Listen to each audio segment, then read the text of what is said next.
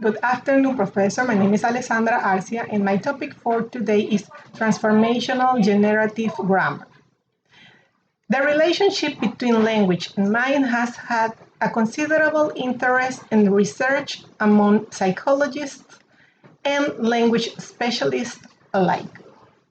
As you know, Noam Chomsky believed that language was something innate in humans. And he also believed that we have language acquisition device in our brain, and in that part of our brain, we have all the grammatical rules for languages. And the only requirement necessary to acquire a language was the exposure to the language.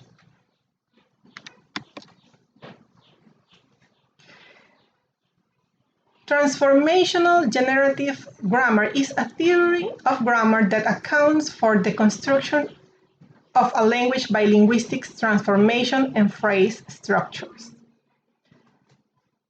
Its principal objective is the transformation of a finite set of basics and transformational rules that explain how a native speaker of a language can generate and comprehend all its possible grammatical sentences. It focuses mostly on syntax and not in phonology or morphology.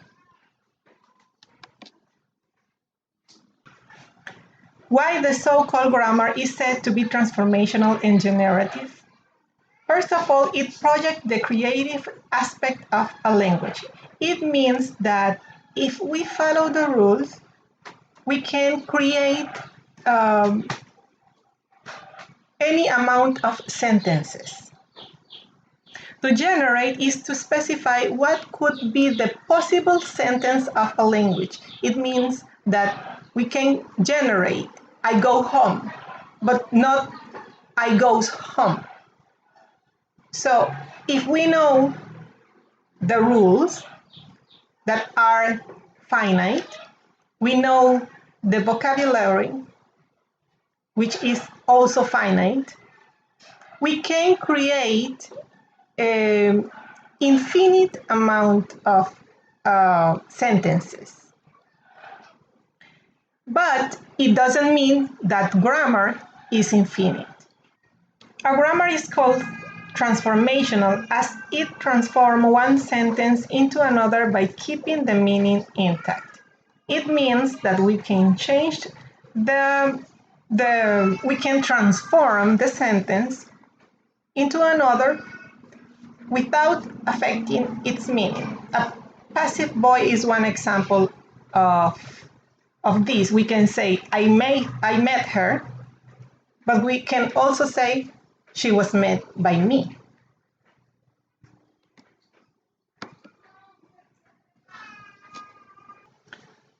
The transformational generative model has two major components and a minor component. All of them are necessary to understand the theory.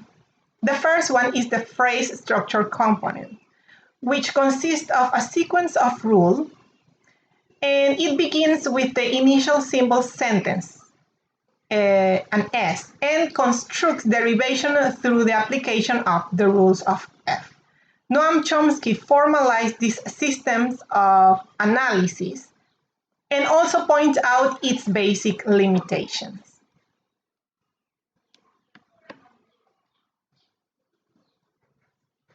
The second component is the transformational component.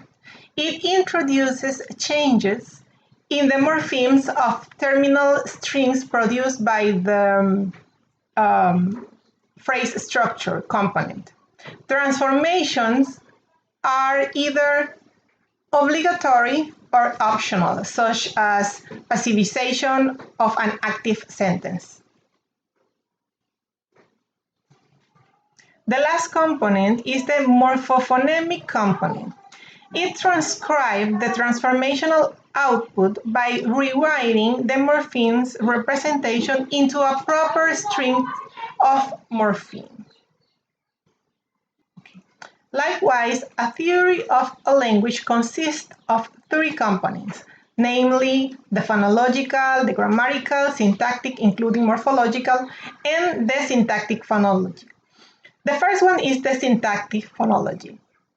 This is the first step of learning a language. It is a description of how speakers vocalize language.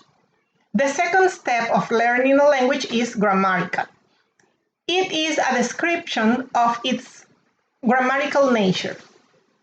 And finally, the third step is semantic, which is supposed to be a description of its meaning. According to Chomsky, the syntactic description of sentences has two aspects: surface structure and deep structure. The surface structure is the aspect of description that determines the phonetic form of sentences. The deep structure determines semantic interpretation. The rules that express the relation of deep and surface structures in sentences are called grammatical transformation, and hence the terms of transformational generative grammar. Thank you.